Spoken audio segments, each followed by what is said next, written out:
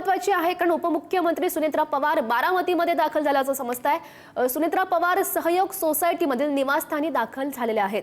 शपथ घेतल्यानंतर सुनेत्रा पवार पहिल्यांदाच बारामतीमध्ये दाखल झाल्यात। सुनेत्रा पवार काटेवाडीत श्रीनिवास पवार यांचीही भेट घेणार अशी माहिती प्राप्त झाली आहे।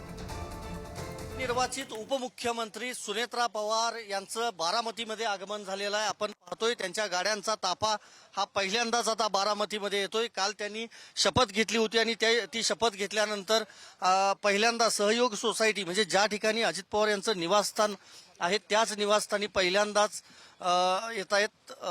काल शपथविधी पार पडलेला आहे आपल्याला माहिती आहे आणि त्यानंतर आज त्या बारामतीमध्ये त्यांचं आगमन जे आहे ते झालं। त्यांच्या ह्या सगळ्या गाड्यांचा ताफा आपण पाहतोय की सहयोग सोसायटी इथं दाखल झाला आहे। महत्त्वाचं हेच आहे की विलिनीकरणाची चर्चा एकीकडे सुरू आहे, दुसरीकडे खाते वाटप देखील झालेलं आहे आणि अर्थ खातं मात्र त्यांच्याकडून काढून घेण्यात आलेलं आहे।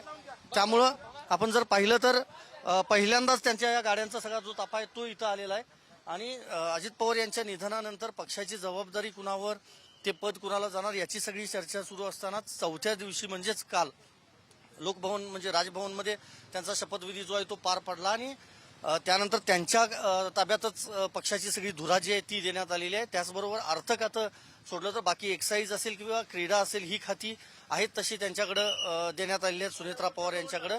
आणि शरद पवार यांची ते त्या भेट घेतात का याची चर्चा राजकीय वर्तुळात खरं तर होती। मात्र शरद पवार हे आज सकाळीच मुंबईला रवाना झालेले आहेत। दुसरीकडे सुप्रिया सुळे खासदार जे आहेत त्या देखील अधिवेशनाच्या निमित्तानं राजधानी दिल्लीमध्ये आहेत। त्यामुळं आत्ता तरी सध्या सुनेत्रा पवार कुणाला भेटणार नाहीत पवार कुटुंबियातल्या इतर सदस्यांना। मात्र आता जय पवार यांच्यासह सुनेत्रा पवार या बारामतीमध्ये त्यांच्या निवासस्थानी म्हणजेच सहयोग सोसायटीमध्ये दाखल झालेले आहेत।